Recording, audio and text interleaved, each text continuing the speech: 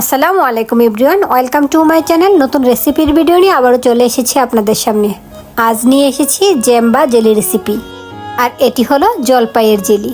জলপাইয়ের এই সিজনে জলপাইয়ের আচারের পাশাপাশি এই জেলিটিও ঘরোয়াভাবে তৈরি করে নিতে পারেন। একেবারে ঝামেলা ছাড়া অল্প সময়ে এই জেলিটি তৈরি করে নেওয়া যায়। পারফেক্টভাবে তৈরি করতে হলে আমার রেসিপিটি পুরোপুরি ফলো করুন। আজকের এই জলপাইয়ের জেলি বানানোর জন্য এখানে আমি হাফ কেজি জলপাই নিয়েছি। জলপাইগুলোকে কেটে নিয়েছি।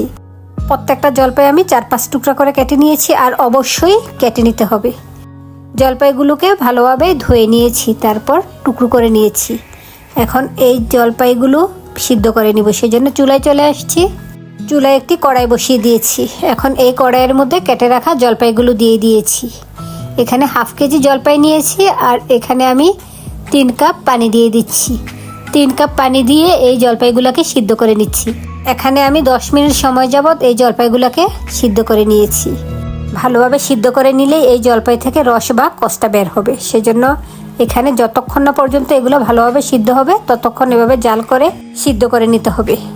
প্রথমে আমি ফুল আঁচে চুলাটা জ্বালিয়ে দিয়েছি। এগুলোতে ভালোভাবে বরফ চলে আসার পর চুলার আঁচটা মিডিয়ামে রেখেছি। 10 মিনিট সিদ্ধ করে নিয়েছি। এখন চেক করে নিচ্ছি এই জলপাইগুলো ভালোভাবে সিদ্ধ হয়ে গিয়েছে। এখন ছাঁকনির সাহায্যে ছেঁকে এই জলপাইগুলো আলাদা করে নিব, আর রসটাকে আলাদা করে নিব। আর এই জলপাইগুলো দিয়ে আপনারা আচার বানিয়ে নিতে পারেন, অথবা এমনিতেও খেয়ে নিতে পারেন। জলপাইগুলো ছেঁকে নেওয়ার পর যে পানিটা রয়েছে, এখন সেই পানিটা ছেঁকে নিব। সেজন্য একটা প্যানের উপর আমি স্ট্রেনার দিয়ে দিচ্ছি, আর পানিটাকে আমি একটা কাপের সাহায্যে মেপে নিচ্ছি। কারণ মেপে নিচ্ছি এই পরিমাপে আমি চিনিটা দিয়ে নিব, সেই জন্য অবশ্যই মেপে নিতে হবে। আর এভাবে ছেঁকে নিলে এই জ্যাম বা জেলিটা একেবারে স্মুথ হবে, তাই আপনারাও চেষ্টা করবেন ছেঁকে নিতে। এখন চুলায় বসিয়ে দিয়েছি, এটাকে আমি জাল করে নিচ্ছি। আমি জলপাইয়ের পানিটা নিয়েছিলাম 2 কাপ। এখন এই 2 কাপ পানির সাথে আমি 2 কাপ চিনি দিয়ে দিচ্ছি। চিনিটা দেওয়ার পর স্প্যাচুলা দিয়ে অনবরত নেড়েচেড়ে জাল করে নিচ্ছি। এখানে 5-6 মিনিট জাল করে নিলেই হবে। এর মধ্যে এই জেলিটা রেডি হয়ে যায়। আমি চুলার আঁচ মিডিয়ামে রেখে এখন জাল করে নিচ্ছি। দেখুন এর মধ্যে এগুলাতে ভালোভাবে বলক চলে আসছে, আর উপরে যে সাদা সাদা অংশটা এটাকে আমি স্প্যাচুলা দিয়ে তুলে ফেলে দিচ্ছি। আপনারাও উপরের এই ফেনা অংশটাকে স্প্যাচুলা দিয়ে তুলে ফেলে দিবেন। এর মধ্যে ভালোভাবে বলক আসছে, আমি অনবরত নেড়ে চেড়ে যাচ্ছি। আর এই জেলিটা তৈরি করতে খুব বেশি সময় লাগে না। আমার জেলিটা চুলায় জাল করে নিতে টোটাল 7-8 মিনিট সময় লেগেছে। জেলিটাকে বেশি দিন সংরক্ষণ করার জন্য আমি এর মধ্যে ভিনেগার দিয়ে নিচ্ছি। এখানে আমি 1 টেবিল চামচ পরিমাণ ভিনেগার দিয়েছি। আপনারা ভিনেগারের পরিবর্তে লেবুর রসও দিয়ে নিতে পারেন। আর জলপাইও এমনিতেই টক, সেজন্য পারফেক্টলি চিনিটা দিয়ে নিতে হবে। দেখুন ভালোভাবে নেড়ে চেড়ে যাচ্ছি। এখন এর মধ্যে আমি অ্যাড করে দিব ফুড কালার। সুন্দর একটা কালারের জন্য এখানে আমি ফুড কালার ইউজ করছি। আপনারা চাইলে এটা স্কিপ করতে পারেন। অল্প একটু পরিমাণে আমি সবুজ ফুড কালারটা দিয়ে নিচ্ছি। আপনারা চাইলে যে কোনো কালার অ্যাড করতে পারেন, তবে ফুড কালারটা পরিমাণে একেবারে কম দিতে হবে, এতে করে পারফেক্ট কালার আসবে।